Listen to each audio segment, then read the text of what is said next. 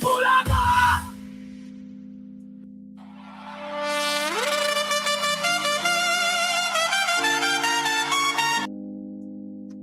may megala shout out. Good evening mga kakapsat, ang yung lingkod, nagbabalik ulit. Kakauwi lang ulit natin mga kapsat, galing tayo sa ospital. So, ano bang topic natin? Ako, kanina tinapik natin yung ombudsman, di ba mga kapsat, no? Nag-file na, nag-file tuloy. Gagawa na sila ng preliminary investigation dito kay Loren Legarda at sa kanyang anak. Nako. Naglabas kagad ng statement itong si Loren Legarda. Nako po, todo ang depensa. Eh syempre, ganun talaga gagawin niya. Diyos ko por Lord. Pero anyway, shoutout sa mga kasama natin. Nandyan si Mark Bon Jovi, Leonida Negrilo, shoutout. Deborah G, nandyan din. At si Alival, shoutout. Good evening, good evening. Si Mark Bon Jovi, Michael Pan, nandyan na din. At saka sa lahat ng mga silent viewers, mega love shoutout sa inyo lahat. Ano ba nangyari kanina? Sige, bago natin pakita yung sagot ni Loren. Bago natin ipakita yung sagot ni Loren. Sige. Okay. Ito muna yung nangyari, mga kapsat. Ako po, may pinglaction pa pala tayo na to. Ito po. Yung unang kaso, contractor yon. Yung yung mga ginawa niya na self-dealing sa loob ng Kongreso, tsaka yung trabaho na hindi dapat ginagawa ng isang congressman. Yun. Trabaho ng isang congressman na dapat hindi niya ginagawa. Ay, naku, Loren. Contractor, diba? Alam niyo na yan, conflict of interest. DH. Goy. Republic Act 3019. Yung kay Leandro Leviste naman, ay mabigat na kaso kasi bakit? Yung kanilang pagkahawak na eksklusibo sa solar ay talagang nagdulot ng damage sa ating republika. Sapagkat hindi naman sila tumupad sa kanilang dapat tuparin at hindi nila ginawa yung dapat nilang gawin at para bang basta malinaw yung kaso na ang kanilang ginawa ay labag sa batas. At ang laki nang nawala sa ating sa ating mga Pilipino. Ay, grabe. Sa pagkakasalansan ng solar empire ni Leviste na ang nangyari naman ay binenta lang. Hindi naman talaga tumupad sa papakuryente ng ating republika. Kasi kumuha sila ng exclusive exclusive service contracts na sa buong Pilipinas na sila lang ang pang-aring mag-produce at gumamit at magbenta ng solar energy. Na talagang taliwas naman sa batas ng Diyos. Kasi ang araw ay para sa lahat ng tao. Parang sila ang naging mamayari ng araw, ng power ng araw, para to the detriment of others, to the exclusion of other Filipinos and other investors. Sir, kay Loren na involvement paano? Kay Loren?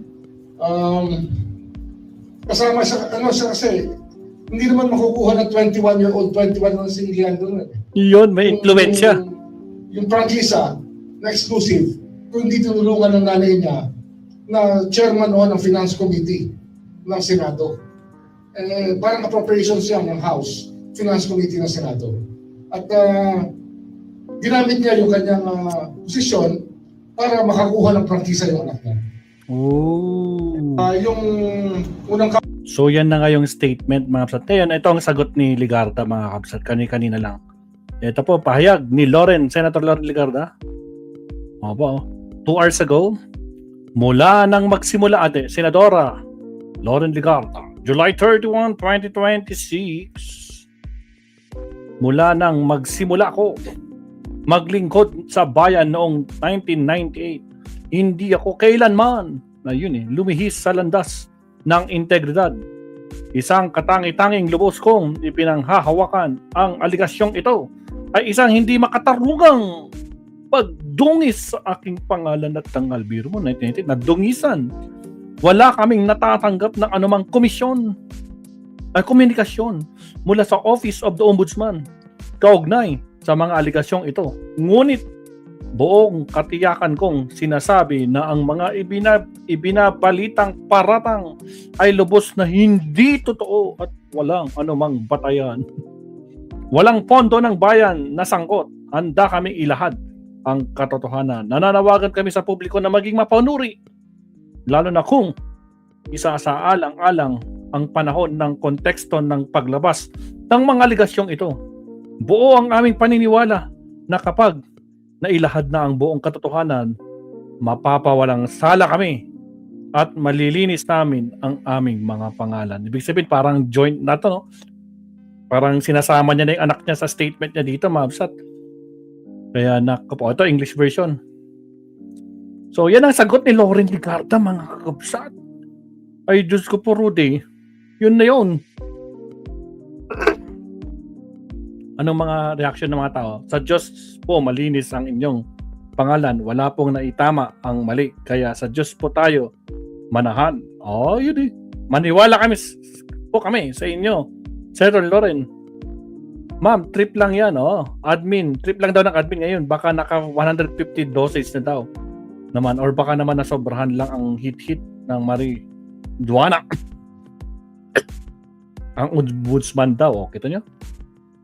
Mga nagko-comment kay Loren Legarda. Ano pa yung may ibang comment dito? Dapat managot ang sinumang napatunay sangkot sa katiwalaan. Walang pinipili kahit mataas ang posisyon. Ay, yun eh. Panagutin ng mapatunayan ng may sala. Abay, dapat lang. Dapat lang. Di ba? Al kung hindi, ay Diyos ko Lord Rudy. Naka po. Pero imposible. No? Si ombudsman, hindi basta-basta naglalabas yan pag walang ebidensya. Eh, kita-kita naman. Napakabigat ng ebidensya. Tulad ka na sinabi niya, di ba?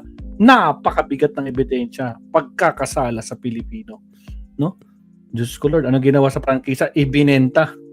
Diyos ko Lord. No, yung mga solar. Hello, good PM. Good morning. Like Dan. Hello, sir. Tapusin ko lang to kay Tokis, Sir Paul. Okay, no problem, madam. Maricris Hernandez, shout out from North Carolina. Uy, sa mga bagong pasok, Mapsat, baka naman ha. Huwag kalimutang mag-like at subscribe. Ito, pakinggan natin, Mapsat. Attorney Enzo Recto. Punta natin sa attorney. Pinag-uusapan niya to ngayon.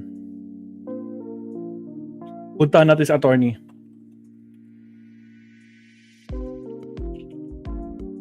Nag-wrong spelling na ako na ito. Nag-wrong spelling na tayo sa ating mga tinatype. And Zorecto. Cayetana. Pakinggan natin sa attorney. Naku po. Saan na yan? Pinag-usapan. Ito. 5 hours ago. Grabe, ito ang plunder, ang reklamo sa ombudsman para sa mag-inang Loren at Leandro. Sige. Again, sa mga bagong pasok, huwag kalimutan mag-like and subscribe.